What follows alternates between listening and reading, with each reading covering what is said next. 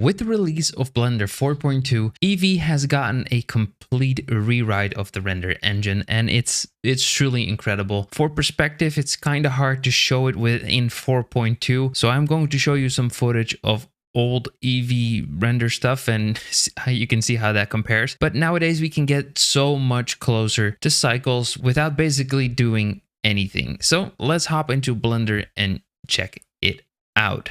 All right, so here we are in Blender 4.2 and we're looking at a nice environment scene that I created using some Grasswald assets here. And if we go into the camera view and we go into rendered view, you're going to see how incredibly good this looks just by default out of the box inside of Eevee. So let me just disable all of these overlays here. And there you go. Look at how incredibly good that looks. I have ray tracing turned on, which is the new feature available in EEVEENext. But even without ray tracing, it doesn't change that much. Just the basic new EEVEENext rewrite is just so much better than it was before. So let's just re-enable ray tracing. We'll go over some of the settings in there in just a bit. But for now, let's compare this to, first of all, cycles. So if we change this to cycles, and we can see how that looks, there is definitely a difference and it looks better in cycles. At least that's what I think. And it looks more natural and more realistic. However, if we go back to Eevee here, first of all, this is completely real time. Look at that. And I can guarantee you in cycles it's not. But most importantly, if we compare the old version of Eevee to this new version of Eevee, this is how that exact same shot looks inside of the old version of Eevee.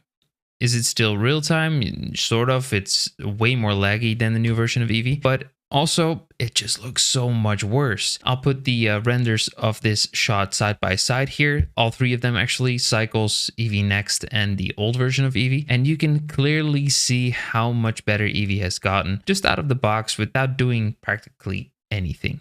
So now you know that EEVEENext is so much better than the old version of Eevee. Let's go over some of the settings that are available for us within EEVEENext. In rendered view, first thing that we have enabled, and it's enabled by default, is shadows. We can turn these off. Obviously, we want them on, but we have the flexibility to turn them off. And we have control over several things here. First of all, we have rays and steps, which are basically the amount of rays that Eevee uses to calculate the rasterization per pixel. And these rays, if you increase them, it uses more ray tracing capabilities, which will guarantee a better look. However, the 1.6 version is definitely good enough. The other thing is the resolution of the shadows. If we decrease this, you're going to notice a major drop in quality of shadows. So with 0, it's very, very low. But if you go all the way to 1, the shadows become increasingly better and better. Now, these are virtual shadow maps, which means they are sort of a lossless way to save shadow, which is why we now have a resolution slider compared to selecting cube map sizes as we did before. But you can still sort of change the overall resolution from 0 to 1 as sort of a percentage scale. Now, the next thing we have is ray tracing. Like I said, I turned this on, and there's a few settings that we can change in here.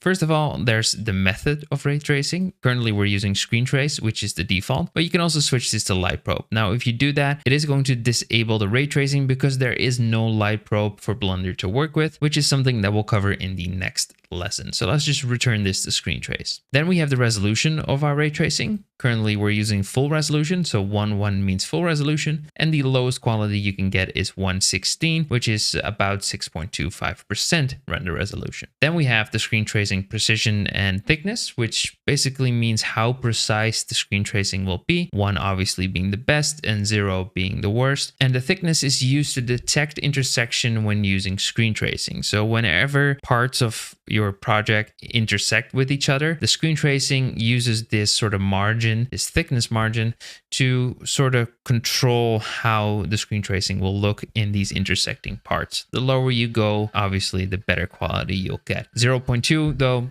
it's usually just fine. Now, then we have denoising. It's turned on. We can turn it off, which will make your render more noisy. I like to keep it on. You don't have to. That's up to you. And you can use some of these settings like the spatial reuse, which uses sort of neighboring pixels to determine the denoise for a better result. Temporal that's hard to say, temporal accumulation, which uses the sort of last samples generated in, for example, a previous frame to get less jitter in the denoising once you render animations, for example. And finally, we have the bilateral filter, which is sort of a way to blur the final denoising, creating a smoother look. Now, then we have the fast GI approximation, which was an option already available to us in previous versions of Blender, but now it's baked in inside of Eevee. And the good thing about this is that we now get global illumination. We can change this to be ambient occlusion instead of global illumination, which is a little less accurate, but global illumination is perfect for getting all of that bounce lighting going on. Now, this will be more obvious in another example. This is what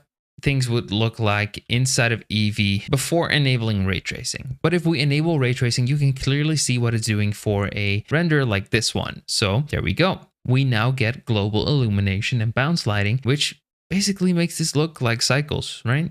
Look at that. Look at this.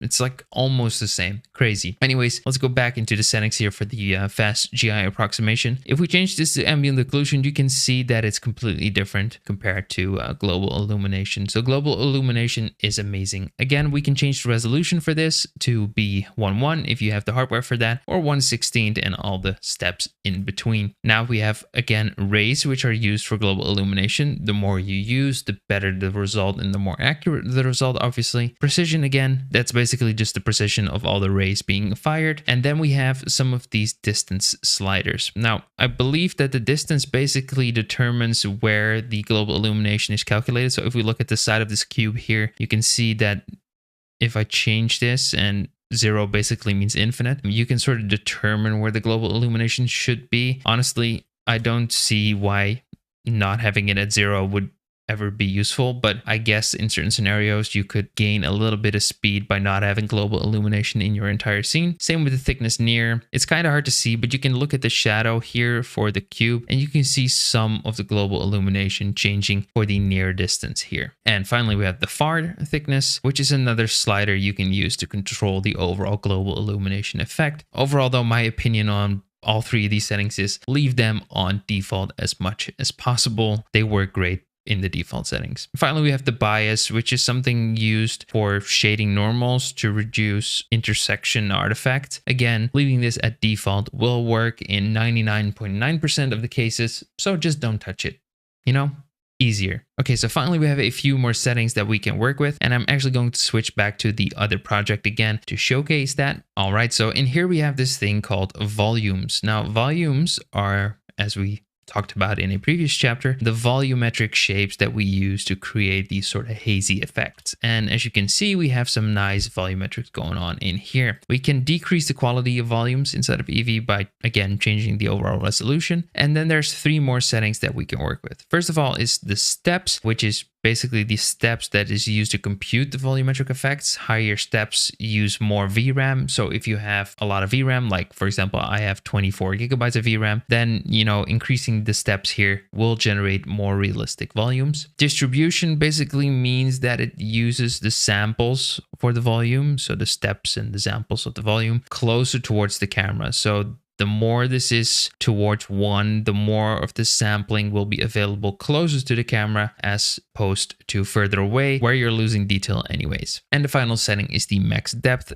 Again, this is just a quality setting. The bigger number you fill in here, the better it will be. But again, it will use more and more VRAM. Now, finally, we have something called performance here, which will let us control a few things. So first of all, in the memory tab, we can control how much memory is available to Eevee to calculate, for example, the shadows. So by increasing this number, you'll get better and more accurate shadows. And for light probes, it's the same, although in this case, we're not using light probes since we're using ray tracing instead. Okay, so that's all the settings for EEVEENext. And I hope this sort of showed you how incredibly powerful EEVEENext has become. And I feel it's become so good that I'm probably going to start using Eevee more myself, even though I have the hardware to use cycles. It's just so powerful, and the speed that you still get from these renders compared to cycles is so much faster that, yeah, basically the sort of boundary between using cycles or Eevee is kind of fading, and real-time rendering is becoming more and more of an option for us. That's all for EEVEENext, and in the next lesson we'll cover how to use light probes and irradiance volumes to use a different version or bake lighting instead of ray tracing.